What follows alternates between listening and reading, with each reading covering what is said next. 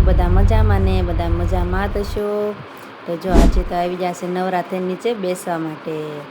તો જો અહીંયા આયુષીબેન પણ રમવા લાગ્યા છે નીચે। આયુષબેન ભાઈ ગયા છે કબૂતર અને બહાર રમાડે છે। પછી આવી જા સિદ્ધિબેનના ઘરે સોડા પીવા મફતની। પછી પેલી સિદ્ધિબેનની ઘરે સોડા, જો મીતુબેન સોડા પીવે છે, આયુષીબેનને પણ પાય છે। જો અમારા આયુષી પણ સોડા પીવે છે અને સિદ્ધિબેનનું મૂનલેસ થઈ ગયું છે, મફતની સોડા પાય છે એટલે અમને। પછી તો આવી જાય આપણી રૂમે પાછા। આપણે જવાનું છે હવે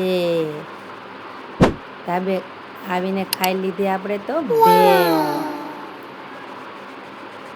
તો જો અહીંયા બધા મળીને એમ ખાવી છે ભેળ।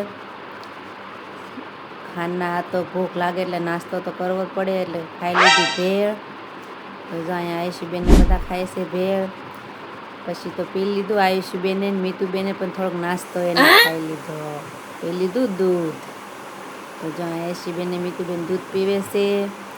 પછી જો આ બધી નવરી બજાર બેસી જશે એમ નવરા થઈને। જો આયુષીબેન દૂધ પીવે છે, મીતુબેન પણ પીવે છે। પછી આવી જાય આપણે નીચે રસોઈ બનાવવા। આજે રસોઈમાં બનાવી નાખી દાળ, દાળનો કરી નાખ્યો વઘાર। જો વઘાર થઈ ગયો છે તો હવે આવી જશે જમીન બમીન નવરા થઈને પાછા આપણી રૂમમાં। હવે જવાનું છે ચાલવા માટે।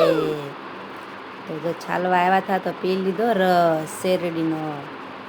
ચાલવા આવી તો કાંક તો પીવું પડે ઠંડુ એટલે પી લીધો રસ। તો જો અહીં મીતુબેનને એના પપ્પા પણ પીવે છે રસ। મીતુબેન તો આવ્યા થાય ને પરચુરણ લઈને, અમે પાછા હવે રસ પીને મળ્યા છીએ ચાલવા, જઈ રહ્યા ઘર તરફ। ચાલતા ચાલતા પગી જા પાછા આપણી રૂમે। જો અહીંયા આયુષીબેનને પણ સાંજે પાછા નવરાઈ નાખ્યા છે। મીતુબેન જો અહીંયા રીસાઈ જશે તે હુઈ જશે, આવટવા મળ્યા છે। આયુષીબેનને પણ તૈયાર કરી દીધા છે। પછી આવી જાય આપણે ધાબા ઉપર। તો જો અહીંયા આયુષીબેન ને મીતુબેન પણ રમવા મળ્યા છે અને આપણે તો હોવાનું હોય ધાબામાંથી એટલે આપણે આવી જાય ધાબા ઉપર। તો જો આયુષીબેન ને મીતુબેન પણ રમે છે। તો અમારા વિડીયો ગમે તો લાઈક છે અને સબસ્ક્રાઈબ કરી દેજો।